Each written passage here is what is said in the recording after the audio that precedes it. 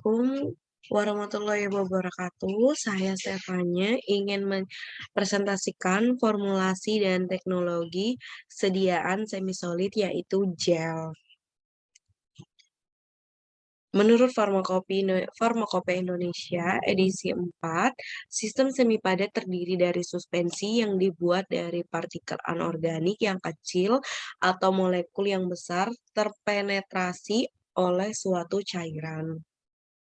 Menurut FI, gel adalah sediaan bermassa lembek berupa suspensi yang dibuat dari zarah kecil senyawa anorganik atau makromolekul senyawa organik, masing-masing terbungkus dan saling terserap oleh cairan. Nah, di sini kita juga bisa melihat keuntungan dan kerugian dari sediaan gel. Yang pertama, saya akan menjelaskan keuntungannya, yaitu keuntungannya tidak lengket, memberikan rasa nyaman, yaitu sensasi dingin, mudah dibersihkan, dan mudah digunakan. Nah, kerugiannya untuk hidrogel harus menggunakan zat aktif yang larut dalam air sehingga diperlukan penggunaan peningkat kelarutan seperti surfaktan agar gel jernih pada perubahan suhu. Kandungan surfaktan yang tinggi dapat menyebabkan iritasi dan harganya lebih mahal. Nah, di sini kita bisa melihat jenis-jenis dari gel. Di sini juga kita bisa melihat komponen gel, yaitu pertama gelling agent, dan kedua adalah bahan tambahannya. Yang pertama gelling agent isinya adalah polimer, gel organik, polyethylene, gelling oil, dan keloid pada terdispersi, dan surfaktan, dan glaze gel anorganik. Bahan tambahannya kita bisa lihat pengawet beberapa contoh pengawet yang bisa gunakan dengan gelling agent, yaitu teragakan NaCNC. Dan kedua, penambahan bahan higrokopis, contohnya gliserol, propylene glycol, dan sorbitol. Dan yang ketiga, chelating agent, contohnya EDTA.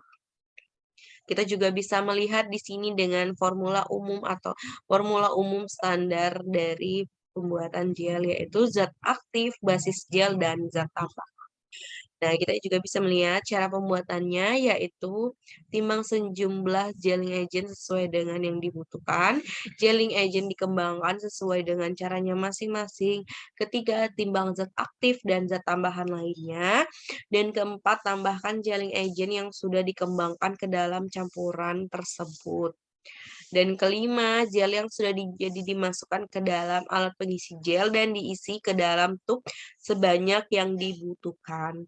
Ujung tub ditutup lalu diberi etiket dan dikemas dalam wadah yang dilengkapi brosur dan etiket.